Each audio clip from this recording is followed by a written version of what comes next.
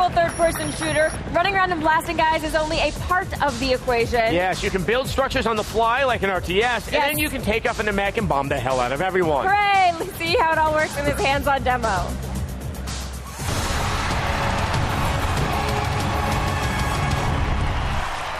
Dylan Joe, president of Lightbox Interactive, is here to walk us through this PS3 exclusive. Okay, so this game is the successor to Warhawk. How is it the same? How's it different? Well, it's one star and one's war, right? So that's different. Okay. Warhawk was multiplayer only, and fans around the world loved it. But we really wanted to try something different with our follow-up product, and we knew the shooter genre was crazy stacked with Gears and Battlefield and Call of Duty and all these great games. And so we thought, well, let's take some chances, let's try some new stuff. So we came up with a new universe and a new, essentially, core mechanic called Build and Battle, which is what we've got in Starhawk.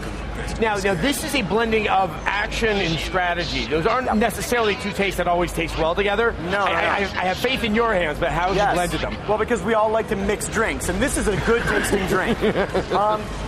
Very early on, we wanted to create a fast-paced shooter with RTS-light elements. And some people are saying, RTS, dangerous.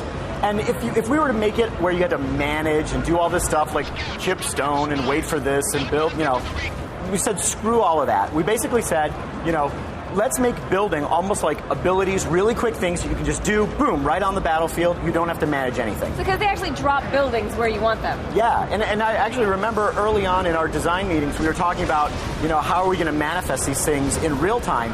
And we thought, well, what's more brutal than dropping a huge crate from space like a comet? And we were like, that's awesome. That's a good idea. So that's where we ended up. And it's going to sort of depend on where you put your buildings. You can put them anywhere on the map, and that's going to change your strategy. Yeah, absolutely. And the player has a ton of freedom both in single player and in multiplayer.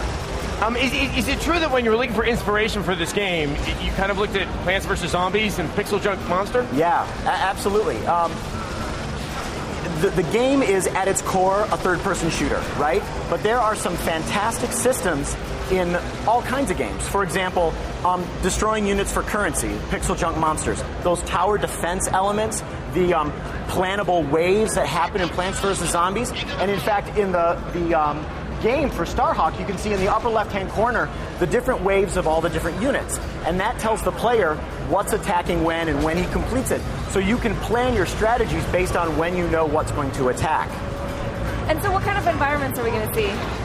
Tons of epic environments. Tons. I love epic environments. Right. I think in the E3 terms, epic got replaced with addictive, right? Okay, You're supposed to use it. So they're addictive environments. There's a ton of different environments. We've got desolate moons and vast acid seas. We always get asked about space environments. Yes, we have space environments. We're not showing them here because, Sony wants to be like, oh, unveil that later. But they look awesome. One thing, I was mocking the idea that what you tend to hear in E3's past is it was built from the ground up.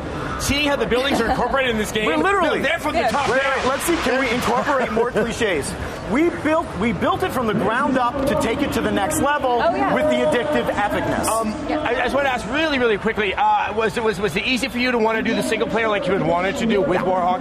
Good. Yeah, I mean, Warhawk had great multiplayer, and we have a ton of rabid fans. In fact, there was a woman who flew up from Brazil to play Starhawk, and she's been camped out at our booth. So we have rabid fans. Yeah. But single player allows players to see the universe, the new universe we created, and give players that way to grok all of the core systems before going online. And you can level up in solo and unlock stuff before you go online. Awesome. So when do we get to play? Well, I can't say specifics. Everyone asks specifics. So I always respond in the Maya apocalypse year. It's 2012. Somewhere in 2012. If we make it that long, we can't wait to play. If you survive, you get to play. Thank you. Always a pleasure. Good job, everybody.